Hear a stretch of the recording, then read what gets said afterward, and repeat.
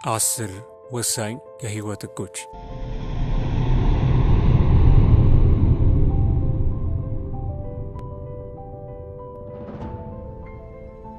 ሰላም እንዴት አላችሁ? ይህ ኢነርጂቲክ ሚዲያ ነው። ዛሬም በአዲስ ሐሳብ ወደ እናንተ መጥቻለሁ። ይህንንም ሐሳብ ላይክ በማድረግ እንድትጀምሩና ለሌሎችም ሼር እንድታደርጉ በትህትና ጠይቃለሁ። ለቻናሉ አዲስ የሆናችሁ ደግሞ ሰብስክራይብ በማድረግ ቤተሰብ እንዲሆኑ በትህትና ጋብዛለሁ። አብራችሁ ይቆዩ። ህይወታችንን የተሳካና የተስተካከለ የሚያደርጉልን ህጎች ቢኖሩ መልካም ነው። ምክንያቱም ህጎች በህይወታችን ላይ ለውጥ እንድናይ በሚገባ ስለሚያግዙን ነው። በህይወታችን ውስጥ በጣም ብዙ ያልተጻፉ ህጎች አሉ። አንዳንዶች ለህይወታችን የሚጠቅሙ ሲሆኑ፣ ሌሎች ደግሞ ህይወታችንን የሚጎዱ ናቸው። ያልተጻፈ ህግ ማለት አልተደነገገም፣ ነገር ግን በህይወታችን ውስጥ እንድናደርገው ሁኔታዎች የሚያስገድዱን ማለት። ለምሳሌ በህይወት ውስጥ 2 ወይም 3 እንድትበላ የሚያስገድድ ህግ የለም፣ ግን ታደርገዋለህ ምክንያቱም ስለሚጠቅም። አሁን የምነግራችሁ 10 ወሳኝ ህጎችም አልተደነገጉም፣ ነገር ግን በህይወታችን ውስጥ በጣም የሚጠቅሙ ህጎች ናቸው። የሚያስገርማችሁ ከምነግራችሁ ህጎች መካከል አብዛኞቹን እንዴት እስካሁን አላደረኩም ብላችሁ የምትገረሙባቸው ናቸው። አሁን የምነግራችሁ የህይወት ህጎች ብዙ ስኬታማ ሰዎች በህይወታቸው ውስጥ እንደ መርህ አድርገው የተከተሉትን ህጎች ነው። እናንተም ይጠቅማችኋል፣ ይለውጣችኋል ብዬ ስላሰብኩ ይዤላችሁ መጥቻለሁ። በድጋሚ አብራችሁኝ ቆዩ። 10ኛ ራስህን ለማወቅ ጊዜ ውሰድ። ምንድነው የሚያስደስትህ? ምንድነው በህይወት ውስጥ ልታደርግ የምትፈልገው? በህይወት ውስጥስ ምንድነው ትርጉም የሚሰጥህ ነገር? ምን መማር፣ ምን መስራት፣ እንዲሁም ደግሞ ምን አይነት ገቢ እንዲኖርህ ነው የምትፈልገው? እንዲሁም ምን አይነት ጓደኝነት፣ እንዲሁም ምን አይነት የትዳር ህይወት እንዲኖር ነው የምትመኘው? እነዚህን ሁሉ እንደሚያስፈልጉ ጊዜ ለራስህ ወስደህ አስብ። እነዚህን ሁሉ ለማግኘት ለራስህ ጊዜ ውሰድና አስብ። አንዳንድ ሰው የሆነ ቀን ተነስቶ ጸሎት ያደርስና አንተ ለካ ጸሎት መጸለይ ሰላም ይሰጥሃል ብሎ ይልሃል። ከዛ ግን ያንን ጸሎት አይደግመው፣ እንዲሁም በህይወቱም ላይ አይተገብረውም። ሌላው ደግሞ ደስ ሲለው ድንገት ተነስቶ ስፖርት ይሰራና አንተ ለካ ስፖርት መስራት ቀለል ያለ ስሜት ይፈጥራል ብሎ ይነግርሃል። ይህም ድጋሚ ተመልሶ ወደ ስፖርቱ አይሄድም። በዘፈቀደ የምንኖርበት ጊዜ ማብቃት አለበት። እቅዶችን ማውጣት መጀመር አለብን። ምን እንደምንፈልግ፣ ምን እንደሚያስፈልገን ማወቅ መቻል አለብን። እንደውም አንድ የሚባል አባባል አለ፣ ወዴት እንደሚሄድ የማያውቁ ሰው ሁሉም መንገድ የሚያደርሰው ይመስለዋል ይባላል። ራስህን ለማወቅ ጊዜ ውሰድ። ይህ ወሳኝ ህግ ነው። 9ኛ ያንተ ስራ መዝራት ነው። ይህ ህግ ትልቅ ቦታ ልንሰጠው የሚገባ ህግ ነው። ያንተ ስራ መዝራት ነው። ሌላው ስራ የፈጣሪ ነው። ያንተ ስራ መልካም መሆን ነው ወይም መልካም ሆነህ መገኘት ነው። ነገር ግን መልካም ሰው ወደ ህይወት የሚያመጣው ፈጣሪ ነው። መልካም ጓደኛ፣ መልካም የፍቅር ጓደኛ፣ መልካም የትዳር ህይወት የሚሰጥ እግዚአብሔር ነው። ግን ያንተ ስራ የሚጠበቅብህን ማድረግ ነው። ካንተ የሚጠበቀው መልካም ነገር መዝራት ብቻ። ውጤቱን የሚሰጥ ግን ፈጣሪ ነው። ያንተ ስራ በቻልከው አቅም መጣር ነው። የሚያሳካልህ ግን ፈጣሪህ ነው። ገበሬ ከዘራ ከኮተኮተ ውሃ ካጠጣ የዘራው ነገር እንደሚበቅል እርግጠኛ ነው። አንተ የሚጠበቅብህን ካደረግ ፈጣሪ ውጤቱን በመልካም ነገር ይመልስልሃል። አትጨነቅ በከንቱ። መቀየር የማትችላቸው ነገሮች ላይ ትኩረትህን አታድርግ። መቀየር የምትችላቸው ነገሮች ላይ ትኩረትህን አድርግ። ያንተ ስራ መዝራት ብቻ ነው። 8ኛ የመጣህበትን አስብ። አንዳንድ ሰው የጀመረውን ነገር የሚያቆመው የጎደለውን ነገር አስቦ ነው። በጣም ብዙ ይቀረኛል ብሎ ተስፋ ይቆርጣል። አንተ ግን የጎደለህን ሳይሆን ያለህንና እየሰራህ ያለውን ነገር አስብ። ብዙ ነገር ጨርሻለሁ፣ ብዙ ነገር አሟልቻለሁ፣ ትንሽ ነው የቀረኝ ማለት አለብህ። ጉድለትህን አትይ። የጎደለህን የምታይ ከሆነ ተስፋ ትቆርጣለህ። አንድ ሰውዬ ወርቅ ለማግኘት ቆፍሮ አንድ እርምጃ ሲቀረው ተስፋ ቆርጦ ሽጦ ወጣ። ሌላኛው ተረኛ ደግሞ መጥቶ በአንድ ቁፋሮ ብቻ ወርቁን አግኝቶ ይዘው ወጣ። ታዲያ ይህ ሰው ምን ያህል እንደሚቆጨው አስቡ። አንተም ብዙ ሰርተሃል፣ ብዙ ለፍተሃል፣ ብዙ መንገድ ሄደሃል። ታዲያ ለምን የጎደለህን እያየ ተስፋ ትቆርጣለህ? የመጣህበትን አስብ። የዛኔ በተስፋ መሞላት ትጀምራለህ። 7ኛ እድል የሚመጣው ለሚዘጋጅ ነው። ለምሳሌ አንድ ሰው ሎተሪ እንዲደርሰው ምን ያድርግ ብላችሁ መጀመሪያ ሎተሪውን ይቁረጥ ትሉኛላችሁ። አንድ ሎተሪ ግን በቂ ላይሆን ይችላል። ምክንያቱም ሌሎችም ሰዎች ልክ እንደዚሁ ሰው ይህን እድል ለማግኘት ብዙ ሎተሪዎችን ስለሚቆርጡ ነው። ስለዚህ እድሉን ለማስፋት ይህ ሰው ብዙ ሎተሪዎችን ነው መቁረጥ ያለበት። ብዙ ሎተሪ ከቆረጠ ምናልባት ይህ ሰው ሎተሪ ሊደርሰው ይችላል። አያችሁ፣ በህይወት ውስጥም በጣም ጠንክሮ የሚሰራ ሰው፣ በጣም ጠንክሮ ገንዘቡን የሚያስቀምጥ ሰው፣ እንዲሁም ጠንክሮ እውቀቱን የሚሰበስብ ሰው እድሉን እያሰፋ ነው ማለት ነው። ብዙ ሎተሪ እንደሚቆርጥ ሰው ነው። ምክንያቱም ብዙ እድሎች ሲመጡ እርሱ በገንዘብም በእውቀትም እንዲሁም በብዙ ነገሮች ተዘጋጅቷል ማለት ነው፣ ይጠቀምበታል። ካልተዘጋጀህ ግን እድሉ ራሱ ቢመጣ ያመልጣል። በዚህም ምክንያት ይቆጭሃል። ወይኔ ይህን ገንዘብ እኮ ባስቀምጥ ኖሮ አሁን ይህ ቢዝነስ ያዋጣኝ ነበር ትላለህ። ስትዘጋጅ እኔ ነገን አልፈራም። ይህ ወሳኝ ህግ ነው። እድል የሚመጣው ለሚዘጋጅ ነው።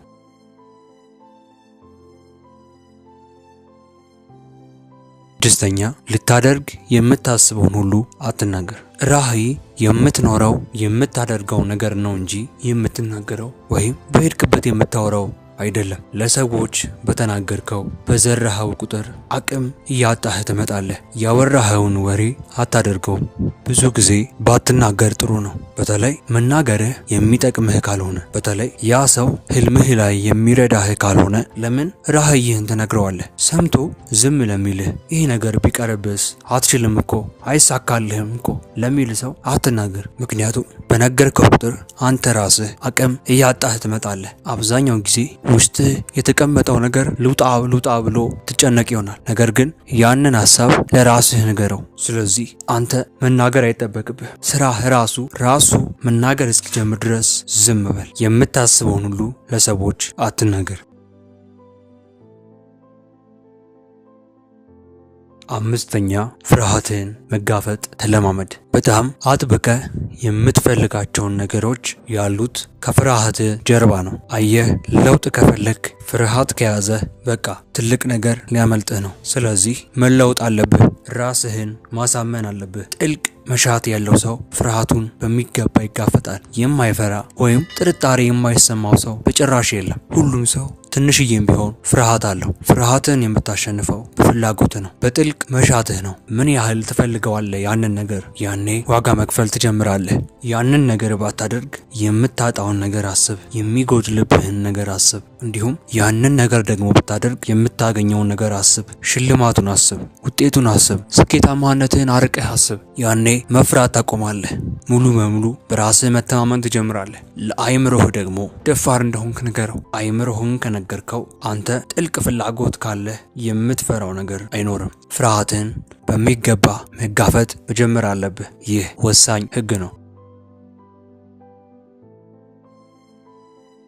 4ኛ ሁሉንም ለማስደሰት አትሞክር። መለወጥ ከፈለግ ከምንጊዜውም በላይ ምርጡ ጊዜ አሁን ነው። አየህ፣ መለወጥ ካሉብን ነገሮች አንዱ ሁሉንም ማስደሰት መቻል አለብኝ የሚለውን ህግን ከህይወት ላይ ሰርዘው። ራስህን አስደስት። ለምትወዳቸው እንዲሁም ለምታከብራቸው ሰዎች ቅድሚያ ሰጥ። ነገር ግን ሁሉንም ሰው አስደስታለሁ ብለህ መባከን የለብህ። አየህ፣ ካረጀህ በኋላ እድሜህም ካለፈ በኋላ የሚቆጭህ ካደረግከው ይልቅ ያላደረግከው ነገር ነው። ምን አለ ይህን ባደርገው ኖሮ፣ ምን አለ እንዲህ ቢሆን ኖሮ ትላለህ። ስለዚህ ካሁኑ ሁሉንም ለማስደሰት መሞከርህን አቁም። ይህ ወሳኝና ዋና ህግ ነው።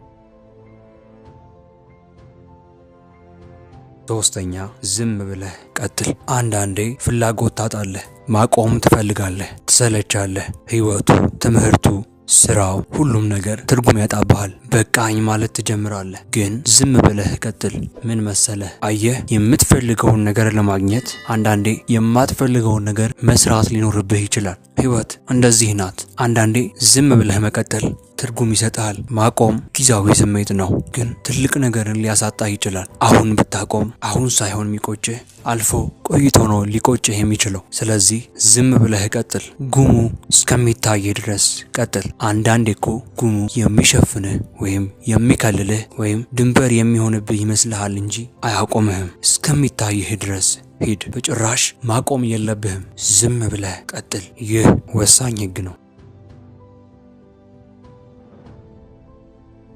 ሁለተኛ ከምታገኘው ላይ ለፈጣሪ ስጥ። ክርስቲያን ከሆንክ መባ ወይም አስራት መስጠት አለብህ። ሙስሊም ከሆንክ ደግሞ ዘካ ማውጣት አለብህ። ምን መሰለህ? ለመንግስት ግብር ትከፍላለህ። ምክንያቱም ደህንነትህን ስለሚያስጠብቅልህ፣ በሰላም ወጥተህ ስለምትገባ፣ ከሌባ ስለሚጠብቅህ፣ ወይም ደግሞ መሰረተ ልማቶች ስለሚሰሩልህ። ስለዚህ ለመንግስት 10ም ሊሆን ይችላል 15 ወይም ደግሞ 30% ሊሆን ይችላል ለመንግስት ግብር የመክፈል ግዴታ አለብህ። አየህ፣ ፈጣሪ ደግሞ ጤናን ሰጥቶሃል። ወጥተህ እንድትገባ ሰርተህ እንድታገኝ ሁሉን ነገር ለአንተ ሰጥቶሃል። እውቀትን፣ አሁን ያለህን ማንነት ሳይቀር ለአንተ ሰጥቶሃል። ስለዚህ መክፈል አለብህ፣ መስጠት አለብህ፣ ማድረግ አለብህ።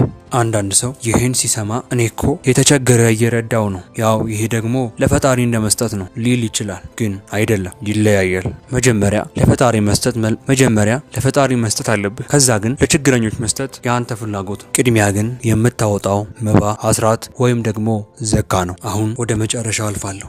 ይህ ኢነርጄቲክ ሚዲያ ነው። ቻናሉን ሰብስክራይብ በማድረግ ይህ ኢነርጄቲክ ሚዲያ ነው። ለቻናሉ አዲስ የሆናችሁ ቻናሉን ሰብስክራይብ በማድረግ ቤተሰብ እንዲሆኑ በአክብሮትና በትህትና ጠይቃለሁ። አንደኛው የመጨረሻው እንዲሁም ደግሞ ወሳኙ ህግ ከማይመስሉ ሰዎች ራቅ። አንዳንዴ ማደግህን የምታውቀው በጣም የቅርቤ ናቸው ከምትላቸው ሰዎች መራቅ ስትጀምር ነው። ለምን መሰለህ? እነሱ ካልተለወጡ ካላደጉ አንተ ቆመ መቅረት የለብህም። ከሚሮጥ ጋር ነው አብረህ መሮጥ ያለብህ። አንድ አይነት ቀለም ያላቸው ወፎች ናቸው አብረው የሚበሩት። አየህ፣ ጓደኞችን መጥላት አይደለም እንዲሁም መተውም አይደለም ያለብህ። ግን እነርሱ ካልተለወጡ ካላደጉ አንተ እኮ ቆመ ልትቀር ነው። ማደግ አለብህ። ለትንሽ ጊዜም ቢሆን ስትርቃቸው የሆነ ጊዜ ለነሱም ቢሆን ትተርፋለህ። አየህ፣ ውሎ በጣም ወሳኝ ነው። አሁን አጠገብህ ያሉትን ሰዎች ህይወት ላይ እነሱን መሆን ትፈልጋለህ? እንደነርሱ ገቢ እንዲኖርህ፣ እንደነርሱ ጥሩ የትዳር ህይወት እንዲኖሩ ትፈልጋለህ?